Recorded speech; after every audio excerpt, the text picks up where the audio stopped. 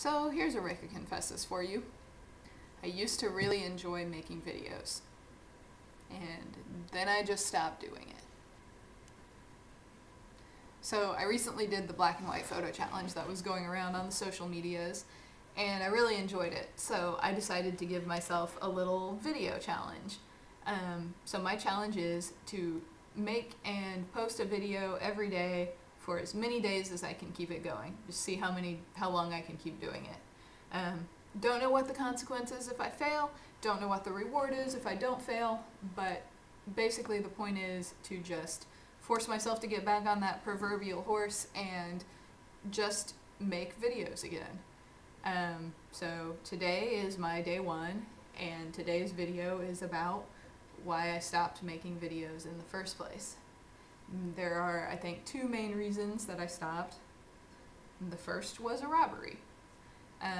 So I used to take video everywhere I went. Whatever I was doing, I was shooting video, and of course I shot more than I posted, but I did post a lot of it too.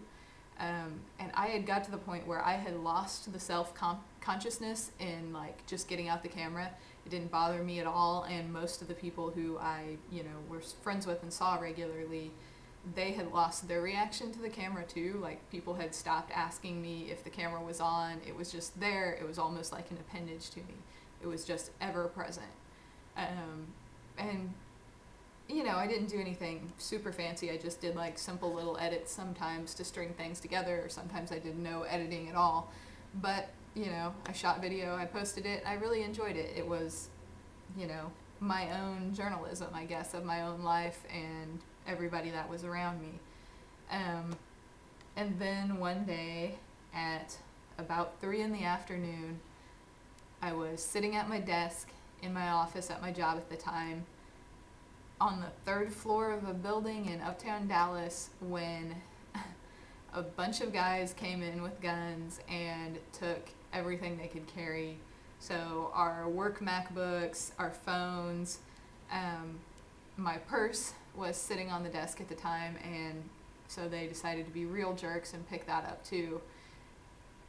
That purse was a gift, and I was kind of sentimental about it, and it also had my house keys and my car keys clipped onto it, and of course it had my wallet with IDs, credit cards, all that stuff in it, and it also had all of my cameras in it at the time, and worse, one of my cameras had the video from my friend's wedding on it, which I had not got around to copying over yet, and I am still sick about, and yeah, I won't make that mistake again.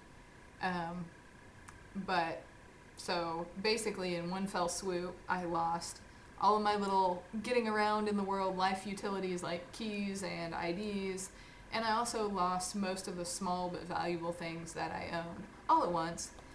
And I lost the illusion that we are safe most of the time. I don't really want to talk about the robbery itself a whole lot. There's some news coverage out there that you can look up and read if you want to. But for these purposes, the point is that I suddenly was left with the burden of the realization that we're all really vulnerable all of the time, and we're all at the mercy of everyone around us to follow the rules and to not hurt us. And when someone doesn't follow the rules, we are so vulnerable to being hurt or having things taken from us, and a lot of the time there is nothing you can really do to prevent it. And for the record, nobody was hurt in that robbery, fortunately, but it just left me with the awareness of how easily they could have hurt us and how easily anybody could hurt us all the time. So it took me a little while to replace my cameras, and then after I had replaced them, I was no longer comfortable carrying them and like using them out in the world anymore. I guess I just was stuck with this sort of like weirdly applied self-preservation thing where I felt like I always had to have everything hidden and protected and, not make myself any more vulnerable to having something taken from me again. And so logically, I knew that it doesn't make any sense to own things that you're not going to use. And I knew that how I wanted to use the cameras was out in the world, documenting life, the universe, and everything. But I just couldn't get over the uncomfortability of it for a long time.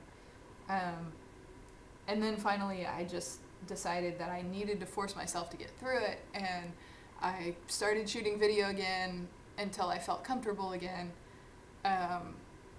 You know, and I got most of the level of comfortability back of getting out the camera wherever I am and shooting some footage. And I've taken a lot of cool footage.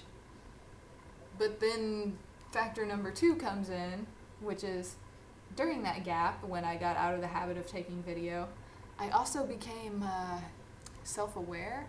And I became aware of how many people are out there making better videos than me, with better production value, and cooler lives, in cooler places, with bigger audiences. And so I became really fixated on like my production value or lack thereof, and you know, and just really bummed out about like how I couldn't make professional quality things, and I don't have professional editing skills, and my footage is not professionally lit, and blah blah blah.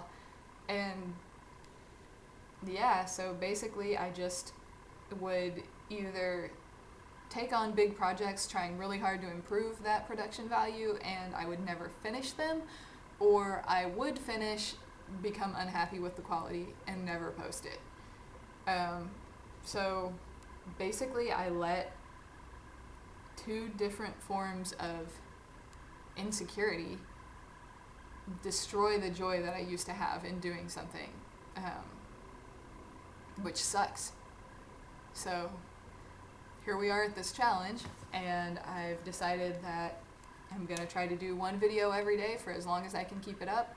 They're probably not going to be fancy, and doing 1 a day is probably going to be fancy prohibitive actually, but that's probably for the best, because that's not the point. The point is to just do it and enjoy it and just tell little stories. That's it. I'm also going to be challenging other people to make some videos, but if I challenge you, I'm going to go a little bit easier on you than I'm going on myself. And so my challenge for you is to make 1 video of something going on in your life during the next 7 days. And today I'm going to challenge Lilith, aka the Agent Foxy, because your life is interesting and I want to see a video from it. So within the next 7 days, if you choose to accept this challenge, make a video of something going on in your life and post it on whatever platform is appropriate for you, Instagram, Twitter, YouTube, whatever. Yeah. And so if you enjoy or have something to say about any of my videos, please like, comment, subscribe. Hey, thumbs down if it's appropriate for how you feel.